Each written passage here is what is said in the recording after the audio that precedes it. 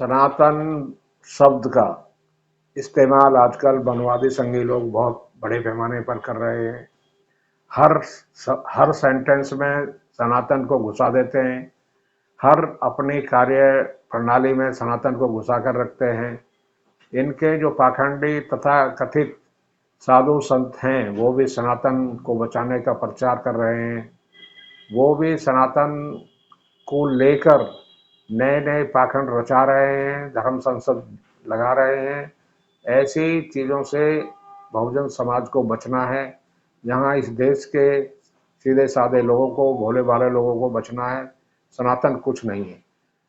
सनातन का शाब्दिक अर्थ होता है आदि काल से चला आ रहा कोई भी चीज़, आदि काल से चली आ रही कोई भी चीज़ या कोई भी कहावत या कोई भी वक्तव्य जो आदि काल से चला रहा है, जिसका कोई ना आदि है ना अंत है, वो सनातन है।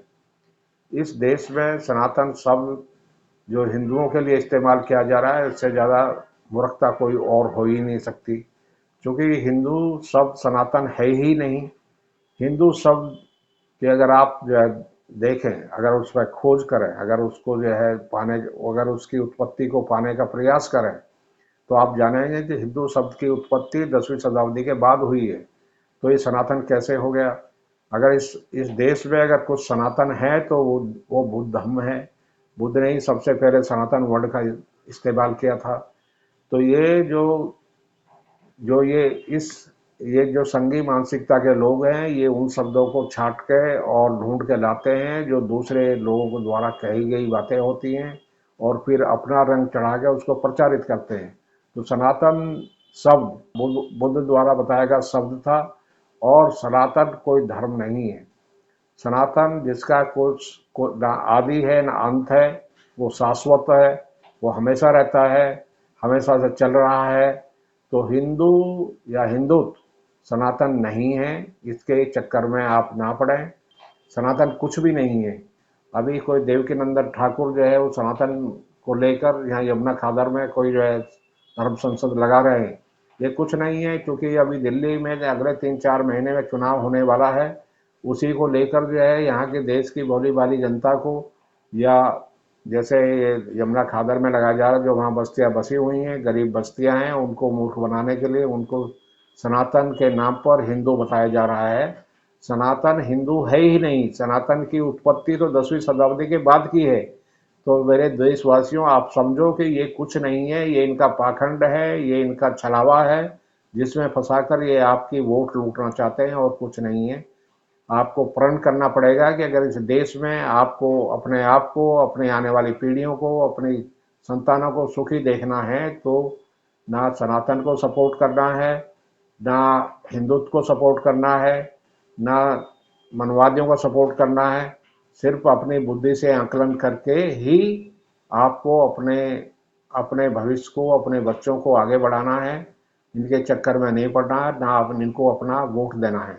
इनको वोट देने का मतलब है कि आपको ये मानसिक रूप से गुलाम बनाएंगे। मानसिक रूप से गुलाम बनाने का चक्कर यही है कि जब आदमी मानसिक रूप से गुलाम बन जाएगा तो इन्हें कुछ करने की जरूरत नहीं है। वो अपने आप ही जो है इनके चक्कर लगाते रहेंगे। हमको ऐसा नहीं करना है। हमको जो है हिंदुत्व के चक्कर में नहीं आना है। हम जो हैं वो ही रहें, जो हम चाहते हैं वैसा ही हम करें। हम जो खाते हैं, जो पीते हैं, वही खाएं, वही पिएं। यही संविधान भी कहता है। ये संविधान में सबको अधिकार है। तो संवैधानिक मान्यताओं के आधार पर आप अपने आप को स्थापित करें, आगे बढ़ाएं, अपने बच्चों को भी, अपनी आने वाली पीढ़ियों को भी उसी पर चलाएं, और सनातन के चक्कर में ना पड़ें। सनातन कुछ है ही नहीं। सनातन का तो मैं बता चुका हूँ आपको। सनातन सनातन कुछ भी नहीं है। सनातन जो है हमेशा से चली आ रही चीज़ों को ही सनातन कहा जा सकता है, जिसका ना कोई अंत है, ना कोई आदि है ना अंत है, हमेशा शाश्वत है, वही सनातन कहलाता है। सनातन शब्द तो मैंने अभी बताया आपको, बुद्ध ने ही इस्तेमाल किया था। हिंदुत्व तो हो ही नहीं सकता सनातन, क्योंकि हिंदू शब्द की जो है उत्पत्ति जो है 10वीं शताब्दी के बाद की है। तो कैसे हो सकता है सनातन? इन मूर्खों से यही पूछा जाए कि क्या सभी मूर्ख हैं? अब देश में सब लोग पढ़ते हैं। अब देश में सभी लोग पढ़ लिख कर इतिहास भी जानते हैं। वो सिर्फ इस देश में अब ब्राह्मण नहीं पढ़ते, बल्कि सभी पढ़ते हैं और सभी पढ़ लिख कर जो है ज्ञानवान हो रहे हैं और जानकारी उनमें फैल रही है। जानकारी फैलने से ही इनको बेचैनी हो रही है। ये चाहते हैं कि लोग जानकार ना बने, इसीलिए ये एजुकेशन को महंगा करते जा रहे हैं ताकि लोग कम पढ़ें, ना पढ़ें। जितने दलित, पिछड़े और जो यानी आर्थिक रूप से कमजोर वर्ग के लोग हैं वो ना पढ़ पाएं, इसलिए शिक्षा को महंगा किया जा रहा है। सरकारी स्कूल बंद किए जा रहे हैं, सरकारी नौकरियां बंद की जा रही हैं और लोगों को गरीब करने का एक षड्यंत्र इनका चल रहा है। इनके षड्यंत्रों, सभी तरह के षड्यंत्रों से सावधान रहें। षड्यंत्रों से सावधान रहकर अपने आप को बचाएं, अपने आने वाली पीढ़ियों को बचाएं और आगे आने वाली पीढ़ियों को देश के संविधान के मुताबिक चलने का आह्वान करें, उन्हें रास्ता बताएं ताकि वो हमेशा सही मार्ग पर चलें और अपने आप को हर तरह से सम्यक तरीके से समृद्ध करें। धन्यवाद। जय भीम, जय भारत।